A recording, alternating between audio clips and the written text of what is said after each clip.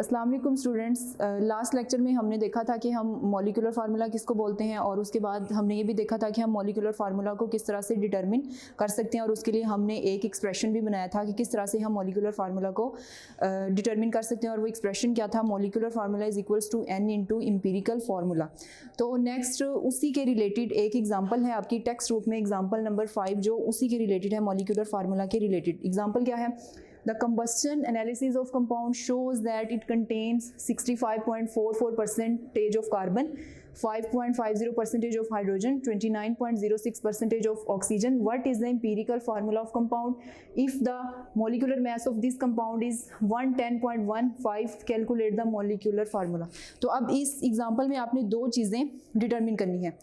पहली चीज़ क्या आपने डिटरमिन करनी है? एम्पिरिकल फार्मूला, कंपाउंड का एम्पिरिकल फार्मूला आपने डिटरमिन करना है। और उसके बाद दूसरी चीज़ आपने क्या फाइंड आउट करनी है? Molecular formula of compound, compound का मॉलिक्यूलर फार्मूला। एक एम्पिरिकल फार्मूला और दूसरा आपने कंपाउंड का मॉलिक्यूलर फार्मूला फाइंड आउट करना है। तो सबसे पहले हम एम्पिरिकल फार्मूला फाइंड आउट करेंगे। तो उसके लिए सबसे पहले आपने एलिमेंट्स लिखे। एलिमेंट्स कौन से हैं? Carbon, hydrogen and oxygen. उसके बाद उनकी परसेंटेज क्या है? कार्बन की 65.44%, हाइड्रोजन की 5.50% और ऑक्सीजन की 29.06%। उसके बाद ग्राम एटम्स फाइंड आउट करने के लिए आप क्या करते हैं? जो परसेंटेज होती है उसको आप उसी एटम के एटॉमिक मास से डिवाइड कर देते हैं। तो उससे आपके पास क्या आ जाते हैं? ग्राम एटम्स आ जाते हैं। अब इस कार्बन की यहाँ पे परसेंटेज क्या है? 65.44% है और इसका एटॉमिक मास कितना है? 12। तो उससे आप डिवाइड करेंगे तो उसके जरिए आपके पास क्या आ गए? 5.45 ग्राम एटम्स आ गए, किसके? कार्बन के। इसी तरह से आप हाइड्रोजन के भी फाइंड आउट कर लेंगे। हाइड्रोजन की परसेंटेज क्या है? 5.50 और इसका एटॉमिक मास कितना होता है? 1.008। तो उससे आप डिवाइड करने से आपके पास आंसर आएगा 5.45, जो कि इसके क्या है? ग्राम एटम्स हैं। इसी तरह से आप ऑक्सीजन के ग्राम एटम्स फाइंड आउट कर लोगे।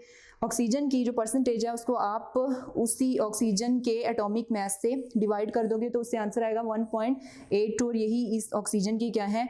ग्राम एटम्स। ग्राम एटम्स अब आपके पास आ गए। अब आपने नेक्स्ट काम क्या करना है? एटॉमिक रेशो फाइंड आउट करनी है। तो एटॉमिक रेशो फाइंड आउट आप किस तरह से कर सकते हैं? इन तीनों डिजिट्स में से जो सबसे छोटा डिजिट होगा उससे आप इन सब से डिवाइड कर दोगे। जैसे इन तीनों में सबसे छोटा है 1.82, तो आप 1.82 से इन तीनों को डिवाइड करोगे।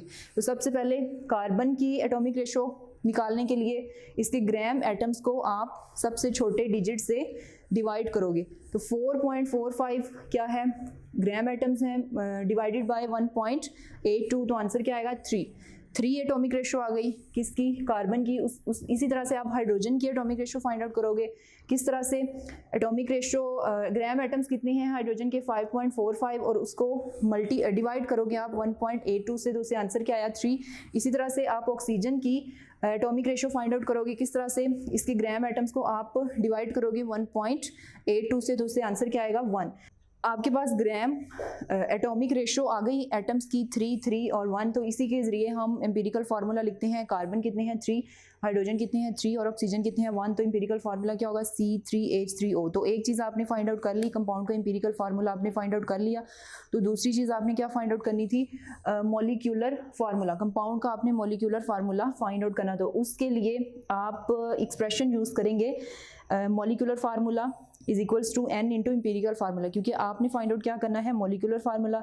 तो यहाँ पे हमारे पास एम्पिरिकल फार्मूला तो है लेकिन हमारे पास n नहीं है। तो सबसे पहले हमने n की वैल्यू फाइंड आउट करनी है। तो n की वैल्यू फाइंड आउट करने के लिए आप क्या ये एक्सप्रेशन यूज़ करेंगे? Molecular formula mass over empirical formula mass.